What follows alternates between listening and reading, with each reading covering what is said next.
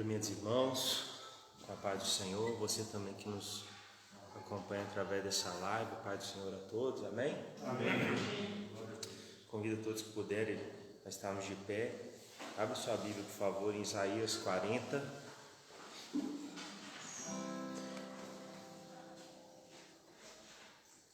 Isaías, capítulo 40, verso 31.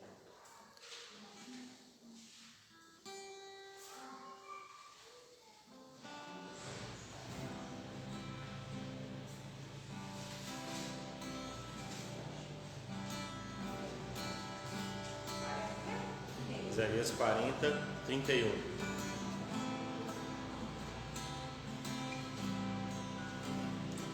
Amém? A minha versão diz assim: mas os que esperam no Senhor renovarão as suas forças e subirão com asas como águias, correrão e não se cansarão, caminharão e não se fatigarão. Amém? Os que esperam no Senhor, possamos sempre esperar no Senhor. Ele é aquele que nos renova, aquele que nos fortalece, nos dá graça e nos capacita para continuarmos firmes nessa caminhada. Vamos louvar o Senhor.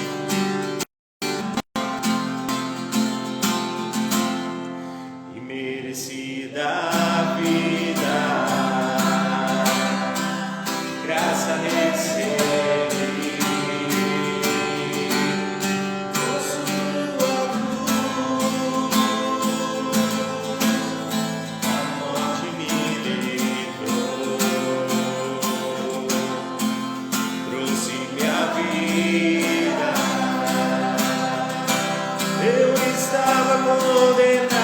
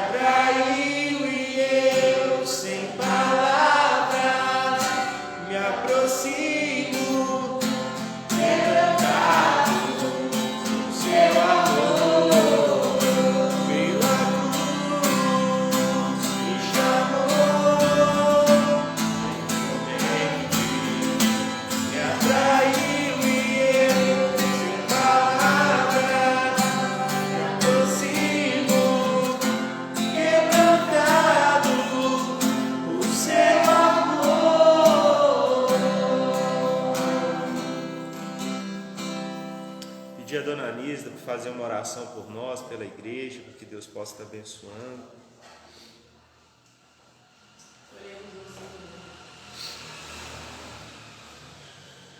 Senhor nosso Deus, nosso Pai, graças te damos, ó Pai, por estar aqui reunido, ó Pai, nesse momento, para o Senhor podermos, ó Pai, se dedicar mais ao Senhor, ó Deus.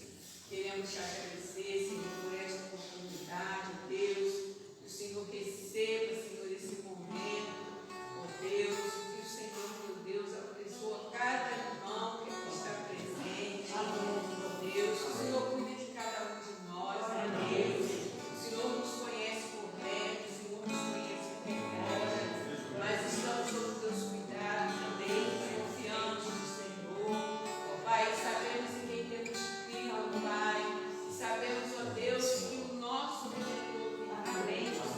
O Senhor possa abençoar, ó Deus, cada irmão que aqui está presente, aquele que ainda não chegou, se porventura vier, o Senhor estará protegido, guardado, em nome de Jesus. Amém. Abençoa o teu servo na frente, ó Deus, cuida dele, protege, ó Deus, que tudo possa ocorrer, Senhor, de acordo com sua vontade. Amém, Jesus. Ó Pai, fica conosco, Senhor. Nós choramos e já te agradecemos. Em nome de Jesus. Amém, Senhor. Amém. Nesse momento vamos estar pedindo ao Senhor que tome as nossas vidas, que o Senhor possa vir para as nossas mãos e purificar o nosso coração. Amém? Toma-me, rendido estou aos pés da cruz, e encontrei o que tenho, te entrego,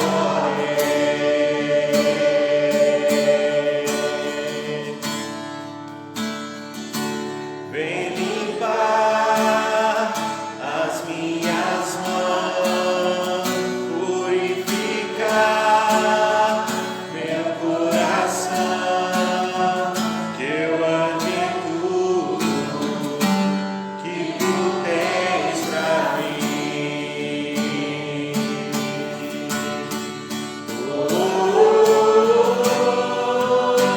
Eis aqui, rendido estou.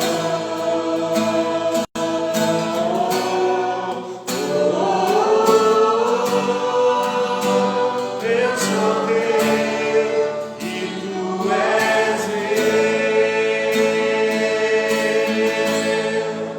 Jesus.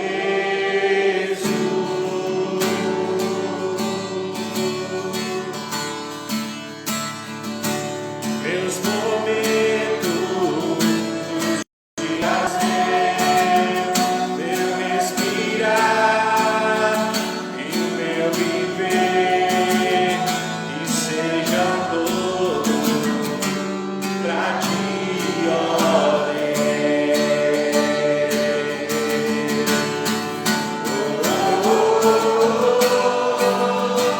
Eis aqui, rendido estou.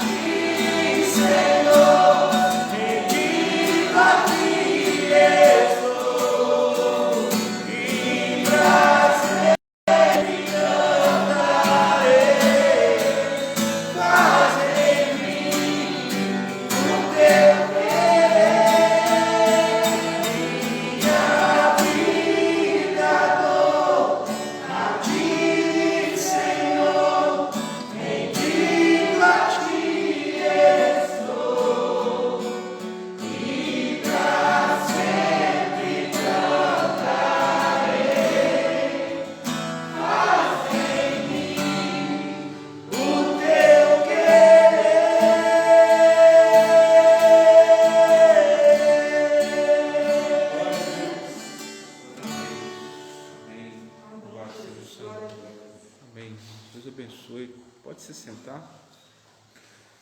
Boa noite. Tudo.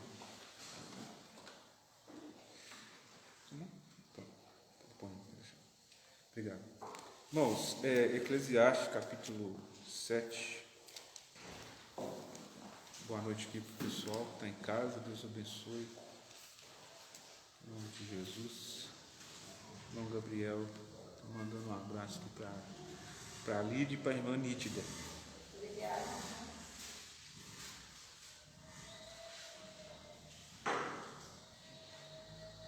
Os dois abençoe cada um com paz. Amém? Saúde, amor, alegria, né? Que é isso que importa, né? É isso que importa. Deus assim nos encha com a sua graça, sua misericórdia. Nossas orações estão por aqueles que necessitam do milagre do Senhor, né? Meus irmãos, a gente precisa. A palavra de Deus nos ensina a amar. Existe um louvor muito bonito que ele diz isso, antigo, que ele diz: ame o teu próximo como se fosse você, como se a dor que ele sente fosse que sente você. E empatia é isso, né? A gente se colocar no lugar do outro para poder inclusive interceder realmente, né? Com sinceridade pela vida daqueles que estão sofrendo. Então que Deus abençoe. Nosso coração e nossa oração estão com essas pessoas e nós agradecemos a Deus pela sua fidelidade e graça. Amém, meus irmãos? Em nome de Jesus. Nós vamos ler aqui a palavra de Deus. Essa semana nós estamos no livro de Eclesiastes, uma bênção, né? Uma bênção. E eu quero ler com você o verso de número 29, muito conhecido, mas eu creio que ele tem uma síntese daquilo que é o livro de Eclesiastes, né? Os irmãos, não sei se você entendeu, né? O capítulo 7, 29. 7, 29. Eclesiastes, a raiz da palavra do grego, ela vem, mesmo de eclésia quase, de igreja, né? Que é convocação, da ideia de alguém que convida para uma palestra, alguém que vai palestrar, né? Vai falar, vai ensinar e nos convida a ouvir, porque é um discurso de sabedoria. Os irmãos que estão lendo, eu gosto muito disso, né? Uma linguagem bem filosófica. Ele discursa sobre a vida, sobre a reflexão, e uma reflexão a partir da prática, porque o sábio, aqui no caso Salomão, Eclesiastes retrata aquilo que é praticamente a última fase da vida dele, que foi uma fase de frustração, porque ele havia, né, se enveredado por caminhos que desagradam ao Senhor, e com tudo que ele tinha, eu tenho certeza que todo mundo aqui gostaria de ter uma unha de tudo aquilo que ele tinha, porque ele tinha muita coisa, né? Ele tinha poder para muita coisa, mas de tudo quanto ele tinha, a vida dele se tornou vazia, né? Porque ele procurou preenchimento em tudo que você puder pensar, em realizações, em posses e em sensações, se realizar nessas coisas. E ele descobriu que nada disso completa, que a vida é vaidade. Vaidade, vaidade, tudo é vaidade, né? O que é vaidade? É o que é vão. Né, como ele mesmo fala aqui, é correr atrás do vento, correr atrás do nada. E aí ele termina o livro, os irmãos que já leram e vão ler ainda, ele termina o livro dizendo que o sentido da vida é Deus. Até uma frase que eu postei essa semana, né, no Facebook. A vida tem sentido. Tem gente que, como eu preguei domingo, que acredita que a vida não precisa ter sentido, cada um dá o sentido à vida, o sentido que quer para a vida. Mas Deus deu o sentido para a vida, e o sentido da vida é o próprio Deus, né? Então o sábio, ele chega a essa conclusão: de tudo que se tem visto e ouvido, qual é o fim? Teme a Deus e guarda os seus mandamentos, porque esse é o dever de todo homem, né? Então a mensagem de Eclesiastes, ela é essa, né? De que nada nessa vida nos realiza plenamente senão apenas Deus, uma vida em Deus, uma vida com Deus. E quem está falando isso não é nenhum Zé, mas foi um dos homens mais poderosos, mais inteligentes que já pisou sobre a terra, que que teve tudo, que fez tudo o que quis. Sabe? Uma pessoa que fala assim, eu vou fazer tudo o que eu quero. Ele fez, os primeiros capítulos ele fala isso. Eu não me poupei em nada, tudo que eu quis fazer eu fiz. E eu descobri que tudo isso é nada, né? Não preenche. Um teólogo do passado ele diz isso, que há no ser humano um vazio do tamanho exato de Deus. O que isso quer dizer? Há uma lacuna em nós que só Deus preenche. Só Deus preenche. E aí no verso 29, que nós pedimos os irmãos a abrirem aí, ele fala disso. Vede tão somente isto achei, que Deus fez o homem reto. Em algumas versões simples. Qual Bíblia que está simples aí? Em algumas está simples e reto, né? Deus fez um homem reto, Deus fez um homem simples, mas os homens buscaram muitas invenções. Como é que está esse final aí na sua Bíblia? Está diferente? Tá, não lembra? Está diferente, não? Intrigas, astúcias, invenções. Ou seja, o homem confunde, como é que fala? Bagunçou tudo. Deus fez as coisas certas, Deus fez as coisas simples, Deus fez as coisas direitas, e o homem bagunçou tudo. Confusões. Mas é esse o sentido mesmo. Deus fez tudo organizado. Amém? Deus fez a sua vida organizada. Deus fez você organizado. Deus fez você em ordem. Deus me fez em ordem. Amém? E o que eu fiz com essa ordem? Eu baguncei tudo. É isso que ele está dizendo. Deus fez o homem simples e perfeito, mas ele se meteu em muitas invenções, em muitas confusões, não é? E aí eu queria pensar com você, à luz de tudo aquilo que Eclesiastes fala, sobre como é que a gente se meteu nessa enrascada, que tipo de ações, de atitudes a gente realiza, que faz, presta atenção por favor, que faz da nossa vida uma bagunça. Tem gente que está vivendo uma verdadeira bagunça na sua vida, uma bagunça interna, uma confusão de emoções, né? De angústia. Existem alguns filósofos que eles resumem a vida nisso, angústia. A vida é angústia, é aperto, porque angústia quer dizer sufocamento, que é a pessoa que está em aflição. Por que a vida é angústia, segundo eles? Porque a vida é só sofrimento, você trabalha, depois morre. Sofre, depois morre. Chora, depois morre. Né? Quer dizer, tudo deu em nada. Essa é a visão de alguém sem Deus. É assim que ele enxerga a vida. Foi assim que Salomão viu a vida durante algum tempo. Né? Mas por quê? Ele desorganizou as coisas que Deus fez organizadas na vida dele. Então, irmãos, uma mensagem para a gente hoje: não vamos fazer bagunça. Amém? Não vamos fazer bagunça com a nossa vida. Não vamos fazer bagunça com aquilo de maravilhoso e de organizado que Deus nos deu. A vida é uma coisa maravilhosa. A vida é uma coisa maravilhosa. Interessante que no início do capítulo ele fala assim: melhor o dia da morte do que o dia do nascimento. Sabe por que ele fala isso? Porque, segundo a visão pessimista dele naquele momento, viver é sofrer. Você sofre quando você não tem, quando você tem pouca coisa, você sofre quando você tem muito. Porque tem problema. Você fala que não tem, tem. Uma dor de cabeça danada. Você reclama quando você não tem saúde, você reclama quando você tem saúde. Reclama quando está chovendo, reclama quando tem sol. Né? Está sempre insatisfeito. Está sempre sentindo falta de alguma coisa. Quando eu chegar até ali eu vou ser feliz. Quando eu conseguir realizar aquilo, comprar aquilo, fazer aquilo outro, aí para mim chega. Chega? Nunca chega. A sanguessuga tem 2 filhas, Dadá, você está lá em Provérbios, né? Dadá, quero mais. Nunca tá bom. Nunca tá bom. Essa é a vida sem Deus, irmãos. E aí como que isso acontece na nossa vida? Por uma questão de inversão. Quem vive inversão de valores, aquilo que Deus estabeleceu como organizado, está vivendo uma bagunça na sua vida. Está vivendo uma bagunça na sua vida. Está vivendo. Sabe o que é complicado? Que quando a gente bagunça a nossa vida, a gente não bagunça só a nossa, a gente bagunça a vida de outras pessoas também, né? Por exemplo, se eu bagunçar a minha vida, eu bagunço da minha esposa, dos meus filhos, e vice-versa. Bagunço a vida da minha igreja. Eu vou falar eu como pastor, porque Deus me deu uma cartilha, ó, isso aqui é a ordem, segue isso aqui.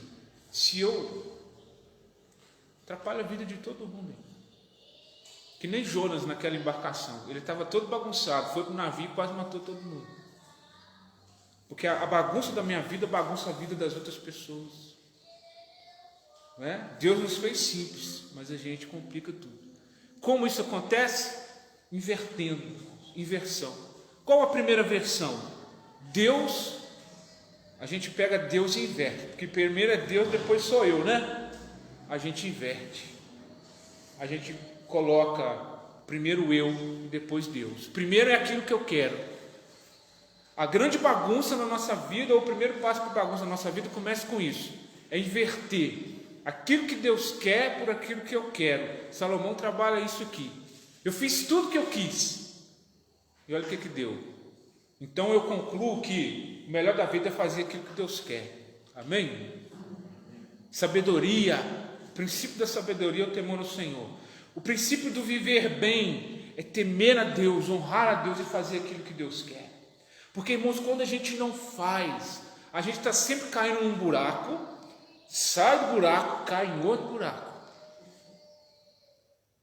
né? Mas andando na presença do Senhor, o Senhor nos livra dos buracos, Ele nos livra das bagunças, porque nós estamos vivendo, querendo fazer aquilo que Deus quer. Amém, gente? O que Deus quer é que eu seja como marido, como pai, como filho, como pastor, como irmão, como cidadão. Se eu viver em função daquilo que Deus quer, irmãos, eu vou viver bem. Eu vou viver bem. Mas se eu viver em função daquilo que eu quero, irmãos, presta atenção que eu vou te falar aqui. Se eu estivesse vivendo em função daquilo que eu quero, nem casado eu estaria. Porque quem é casado sabe, se você no casamento faz só aquilo que você quer, você mata a outra pessoa, você mata a família, você mata o relacionamento. Isso é bagunça. A Bíblia nos ensina, né, um homem amar a mulher como seu próprio corpo, né? Respeitar a fragilidade da mulher. O apóstolo Pedro fala isso, respeitar. Aí tem a questão da mulher também, que não trata o marido de acordo com aquilo que Deus quer, mas como ela quer. Dá certo? Da bagunça. Os pais, os filhos, e por aí vai. Vocês estão entendendo isso? Eu deixo de fazer aquilo que Deus quer para fazer aquilo que eu quero. É como eu já disse aqui para os irmãos, um cristão ele nunca pode dizer assim, a vida é minha, eu faço dela o que eu quiser. Um cristão nunca pode dizer isso. A boca é minha, eu falo o que eu quero. O dinheiro é meu, eu faço o que eu quiser. Quem vive assim, nada. Quem vive assim não entende quem é que manda. Não sabe quem é que manda. Quem vive desse jeito, não é? E não está vivendo a ordem correta das coisas, que é a vontade de Deus em primeiro lugar. A vontade de Deus em primeiro lugar. Irmãos, há um conflito constante entre a minha vontade e a vontade de Deus, entre aquilo que Deus quer e aquilo que eu quero. E quando o eu vence, a vontade do eu vence a vontade de Deus, a confusão se instaura na nossa vida. Tá certo, irmãos? O pecado ele trouxe isso, essa inversão. O homem quer se glorificar, o homem quer se satisfazer, o ser humano quer se honrar, né? Então ele sempre se coloca acima de Deus, e isso traz confusão e bagunça para a nossa vida. A primeira inversão que acontece é essa, né? A gente coloca a nossa vontade, o nosso querer acima do querer de Deus. Vocês estão entendendo? Deus nos fez simples, e na simplicidade da vida, a primeira regra é, quem manda é Deus. A primeira regra é, eu tenho que viver de acordo com o que Deus quer. Irmãos, deixa eu falar para vocês, se eu não estivesse buscando. Não estou dizendo que eu faço sempre, tem muitas vezes que eu faço aquilo que eu quero, e eu sei que todas as vezes deu errado, deu problema para mim, e dá. E eu posso dizer para os irmãos, né, com muita alegria, a gente está aqui para completar 10 anos aqui, né, na cidade, 10 anos na igreja. Irmãos, eu estou aqui porque eu estou buscando fazer o que Deus quer. Porque muitas vezes o eu me quis mandar embora daqui. Muitas vezes o eu me quis longe daqui. E se eu não estivesse preocupado em fazer o que Deus quer, eu não estaria. Por coisas, irmãos, bobas, às vezes coisas tolas, nos tira daquilo que Deus quer para a nossa vida. E aí eu agradeço a Deus que me deu direção, porque senão eu teria me prejudicado, teria prejudicado minha família, eu tenho certeza, né? Então a gente, em primeiro lugar, a gente tem que buscar fazer aquilo que Deus quer.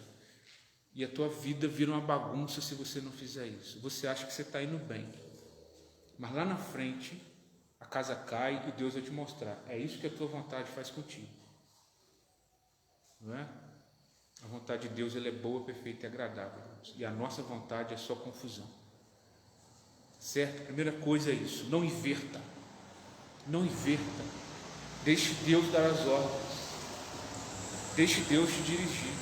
Salomão, ele viveu assim, ele ditando as ordens. Vocês se lembram como é que foi a vida dele? Foi uma decadência. Ele subiu, né? Aquele momento do início e tal, Deus deu glória, deu tudo, respondeu tudo para ele, mas de repente ele se afasta do Senhor e começa o declínio. E ele viveu o declínio, tendo dinheiro, tendo fama, tendo honra, tendo mulheres, fazendo tudo o que ele queria. Para a gente entender isso, que fazer aquilo que se quer não é o caminho certo para a vida. Fazer o que Deus quer é o que importa para a gente. Bem, e quando eu falo fazer o que Deus quer, tudo na vida, eu citei aqui casamento, pais, filhos, trabalho, igreja. Pense se o que você está fazendo é realmente aquilo que Deus quer. Fora disso, irmãos, é só bagunça na nossa vida. Segunda coisa, outra inversão da nossa vida, é a preocupação muito maior em ter do que em ser. É uma filosofia muito constante aqui em Eclesiastes. Eu quis ter, eu comprei, eu fiz, tudo que eu quis, tudo que meus olhos viram, quiseram, eu me dei. E aí ele entendeu o seguinte, que isso não satisfaz, né? Então, o investimento é muito melhor quando a gente investe em quem nós somos, do que naquilo que nós queremos ter, não é? Ele fala uma coisa interessante sobre essa questão de ser. Ele fala assim: melhor é a tristeza do que o riso, porque com a tristeza do rosto se faz melhor o coração. Olha a ênfase que ele dá ao ser alguém com um coração diferente, coração mais empático, mais sensível, mais humilde. Aí ele fala, o sofrimento não é uma coisa tão ruim assim, porque quando eu sofro, eu sou quebrantado, eu sou humilhado, eu me torno uma pessoa melhor. Então a ênfase que ele dá em vários outros momentos em ser alguém melhor, do que muito mais priorizar aquilo que se quer ter. E aí a gente entende isso, né, irmãos? Que quando a gente quer ter, só ter, a gente cria muito problema para a nossa vida, né? Ele fala a questão do dinheiro, né? De se ter as coisas. Eu tinha marcado aqui, bem perdendo. Mas uma experiência que ele teve foi isso. Mesmo não se privando de nada do que queria e tendo tudo o que ele quis ter, ele não se viu bem. Mas quando ele investiu, aí olha só a questão agora, irmãos, quando ele investiu em ser uma pessoa, aquela pessoa que Deus queria que ele fosse, aí a coisa mudou. Amém, gente? O investimento constante na nossa vida é o de sermos quem Deus quer que nós sejamos. Seja aquilo que Deus quer. Eu falo até isso, né? Eu me lembro dessa palavra até hoje. É muito fácil, irmãos, a gente ser aquilo que nós queremos ser, né? É muito fácil. Coragem mesmo tem aquela pessoa que se esforça por ser quem Deus quer que ela seja. E a todo momento no mundo há um apelo a que a gente tenha as coisas, que a gente se desgaste em ter, invista pouco no ser, né? Que tipo de pessoa eu sou? Orgulhosa, soberba, vaidosa, mentirosa, arrogante, presunçosa, ansiosa, que mais? Né? A gente consegue se enxergar? Você consegue se enxergar? Você seria capaz de dizer: eu sou ignorante. Eu estou usando de metáfora, não, eu estou dizendo a verdade, eu sou ignorante. Ignorância todo mundo tem. A minha esposa não é ignorante, não, né?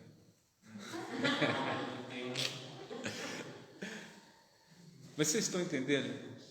A pessoa que ela não investe no ser, ela não se percebe. Ela não vê como ela é ignorante. Ela não vê como ela é invejosa. Tem gente que não pode ver alguém fazendo uma coisa que ela quer repetir, quer fazer igual. Quando a gente investe em ser, a gente se descobre e a gente se trabalha. E aí a nossa vida melhora, você consegue viver mais em paz com você mesmo. Para de fazer as pessoas sofrerem. Porque a pessoa que não se enxerga, ela sempre joga a culpa nos outros, dos problemas dela nos outros. Ela nunca se vê como um problema. Nunca se vê como um problema. Nunca. Porque nunca olha para dentro. Então há uma inversão, essa inversão entre coisas externas e internas, ela gera uma confusão na nossa vida. E aí o Senhor sempre nos conduz para esse caminho para dentro. Para, irmãos, uma autorreflexão. Gente, será que essas coisas difíceis, esse problema, tudo que eu estou passando, será que a culpa é só dos outros mesmo? Será que o problema não sou eu que estou criando? Por causa do tipo de pessoa que eu ando sendo? Então essa é uma outra inversão, né? De ter ao invés de ser. De estar correndo atrás de tudo aquilo que a gente quer ter, mas investir um pouco, né, na pessoa melhor que a gente pode ser, principalmente através da obra do Espírito Santo. Irmãos, tem muitos cristãos que não estão em obra. Sabe aquele prédio que você passa assim, está parado? Em Juiz de Fora tem muito disso, aquelas obras. Você descendo ali a garganta, ali me lembrei que agora, à esquerda assim tem um prédio, não sei se os irmãos vão se lembrar. Antes daquela loja de roupa de noivas, de vestido de noiva, aquele edifício ali, não sei, tem mais de década que aquele edifício está ali parado. Tem gente que está assim, uma obra parada. Porque Paulo ele diz lá aos Filipenses que aquele que em vós começou a boa obra, a concluirá até o dia. Tem gente que fez Deus parar, não deixa Deus agir, não deixa Deus trabalhar no seu ser. Porque Deus nos quer conformar à imagem de seu Filho. Então é uma obra constante, irmãos. É obra de igreja mesmo, não para, não acaba. A obra da nossa vida, onde Deus quer transformar aquilo que somos. Amém, meus irmãos? Quando a gente não investe nisso, a nossa vida vira uma bagunça. Salomão, ele entendeu. É muito melhor eu estar em paz comigo do que eu ter tudo aquilo que eu quero, né? E para terminar, a última, assim, uma outra inversão, é claro que há tantas, há muitas que a gente poderia citar, mas a última aqui que eu queria colocar é sentir e pensar. Esse conflito entre sensação e razão. Porque Salomão ele fez isso. Todo tipo de prazer, presta atenção, todo tipo de prazer que você puder pensar, ele desfrutou. Tudo.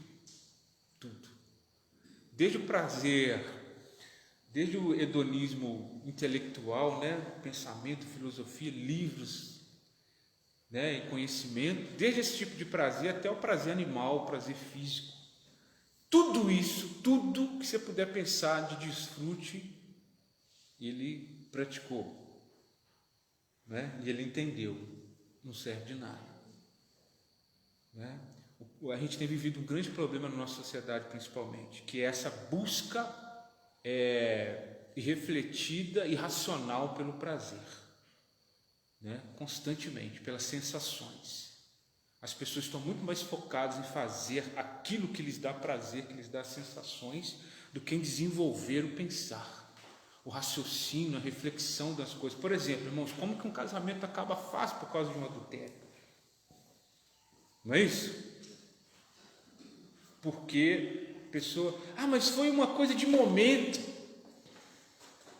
Irmãos, a nossa capacidade, a nossa razão, ela tem que suplantar, ela tem que vencer a vontade de sentir, de viver aquela sensação, né? E o ser humano sem Deus, irmãos, presta atenção, o ser humano sem Deus, ele fica irracional. A razão, ela perde controle da razão. Salomão, ele fala muito disso aqui, constantemente, vai e volta pelos capítulos, colocando essa questão da sabedoria. Por isso que enfatiza tanto, quando fala aqui de pensar, é do sentir, das sensações e o conflito com a sabedoria. Com a sabedoria. Não é? Por exemplo, nossa, eu vi uma roupa, né? Tá lá passando no Instagram. Nossa, eu tenho que comprar esse vestido. Aquela sensação, mas sabe que não pode. Mas o bem-estar de ter aquilo que quer, na hora que quer, né? Te dá uma adrenalina, uma coisa, né? Dá ou não dá? Fala aí. Eu falo também, homem, eu já passei muito por isso, já me enrolei muito por causa disso. A satisfação de comprar uma coisa que quer, na hora que quer, aí se enrola. Porque quem mandou ali foi aquela emoção, foi aquele sentimento, e não, olha, eu não posso, agora eu não posso. Eu estou por aqui, ó. Mas aí fica, né, irmãos? A emoção, ela vai mandando, eu quero aquela sensação de... E a sabedoria não fala, não deixa falar, né, o pensamento. Irmão, Satanás, quando ele seduz Eva através das sensações. Ele fala, olha, primeiro ele chama atenção para a fruta, ela sente, nossa, essa fruta parece que é uma delícia. Ele começa a instigar ela, né? Você já pensou você ser como Deus, né? Então ele vai implantando uma série de desejos ilícitos no coração de Eva. E aí então a sensação, ela vence a razão, porque Deus falou. Quando você pensa, age, né? Aquela velha história de agir sem pensar, e aí a gente acaba então bagunçando a nossa vida. Eu até passei da hora aqui, mas eu espero, irmãos, que tenha dado para os irmãos entenderem. Deus nos fez simples, mas a gente bagunça porque a gente inverte, né? O eu manda no lugar de Deus. O ter, a gente investe muito mais em ter do que em ser, e a gente investe muito mais na sensação do que no pensamento, do que na sabedoria, né? Então, irmãos, que Deus nos abençoe, nos ilumine através da leitura da sua palavra, que a gente possa crescer nessa graça, nesse conhecimento, né? Para que a nossa vida, as coisas bagunçadas da nossa vida, Deus possa organizar elas todas novamente. Amém? Vamos ficar de pé, vamos cantar um louvor para encerrar esse culto. Deus abençoe os irmãos aí, estão em casa acompanhando. Uma boa noite para todos.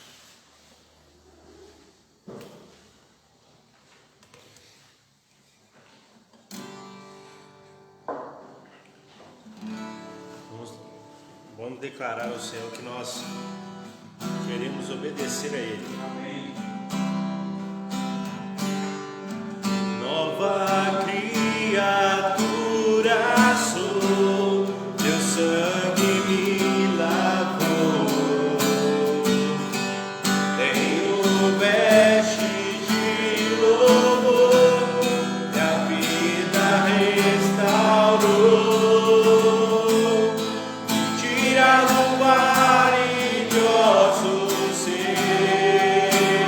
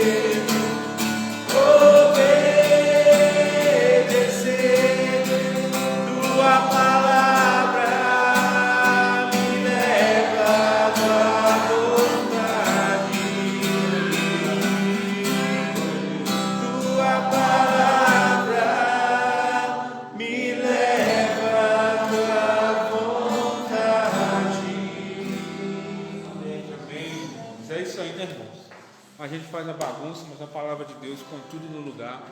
Amém? Senhor, muito obrigado, Deus. Obrigado por esse tempo aqui na tua casa. Obrigado pela tua palavra, Senhor. Obrigado pelo teu Espírito que sempre fala, Pai, para que a gente possa ouvir, ó Deus, em nome de Jesus. Ministra a tua bênção sobre o teu povo, ó Deus. Ministra a tua bênção sobre os enfermos, sobre aqueles que precisam do teu milagre agora. Ó Deus, nós oramos por todas as pessoas que estão internadas, são tantas, ó Deus. Ó Deus, continua dando livramento, salvação, cura, meu Pai, em nome de Jesus. Sustenta nossas vidas, nossas famílias, Senhor. Nos sustenta, Senhor, nesse tempo tão difícil, Pai, em nome de Jesus. E, Senhor Deus, aviva-nos, ó Pai. Senhor, dá-nos sede de Ti, meu Pai. Dá-nos sede da Tua presença, sede da Tua palavra, da oração, da adoração, Senhor. E da comunhão contigo, Pai. Em nome de Jesus. Amém e amém. Louvado seja Deus. Deus te abençoe, meu irmão. Uma boa noite. Graças do Senhor. Você também que está em casa, e Deus abençoe vocês, em nome de Jesus. Boa noite.